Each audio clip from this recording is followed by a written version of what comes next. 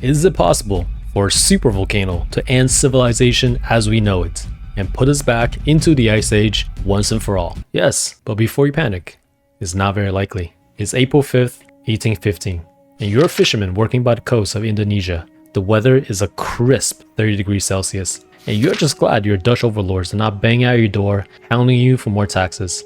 The water is beautiful, and just like your mom, the fishes are biting pretty good today. In the distance, standing at roughly 4,300 meters tall, is a majestic mountain, while all of a sudden, you feel a tremor in the ocean, followed by a massive explosion unlike anything you've seen before. You, plus 10,000 other islanders, are immediately covered by the blast and the tsunamis that followed. And over the next year and a half, 80 more thousand people will die from famine and disease. What I've described to you is the eruption of Mount Tambora, also known as the biggest volcanic eruption recorded in history. How big, you ask me? This bad boy used to be 4,300 meters tall, and after the eruption, 2,851 meters. That's like almost 15,000 meters. What? Oh, my bad. That's like almost 1,500 meters. Quick mess. The blast was so massive, it released roughly 150 cubic kilometers of volcanic ash and aerosol into the atmosphere.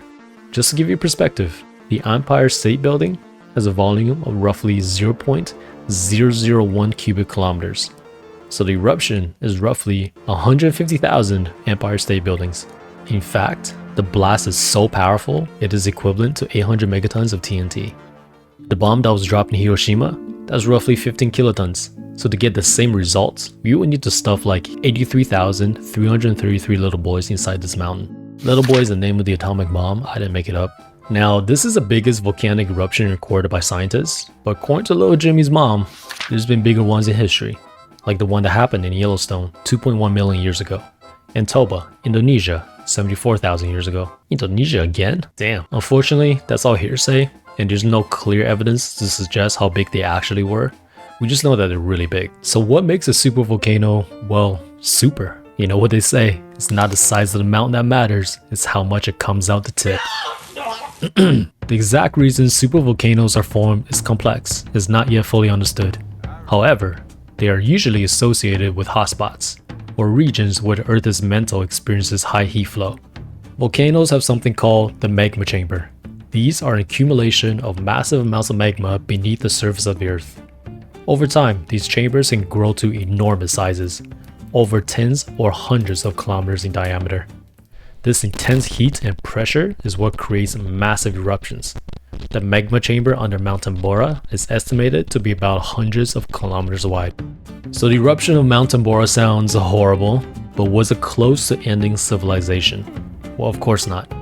It only happened about 200 years ago, and we're all still sitting here today. But it did reduce the average global temperature by 3 degrees Celsius. And in the year after, parts of the world as far as Western Europe and North America experienced frost and heavy snow in June and July.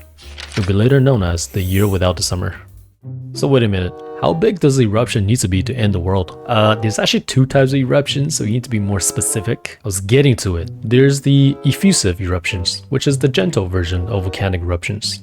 The magma is less viscous, so it flows slowly over the surrounding areas. But then it has an evil sibling who shaves your dog and steals your car just because you don't call her back. I'm talking about explosive eruptions. These eruptions are more viscous, so it traps air inside and the gas bubbles expands and builds up pressure, which causes a massive explosion. And it's all that trash that gets in the atmosphere, specifically sulfur dioxide, that blocks out the sun and lowers the planet's temperature. Okay, so how much does it take to end the world?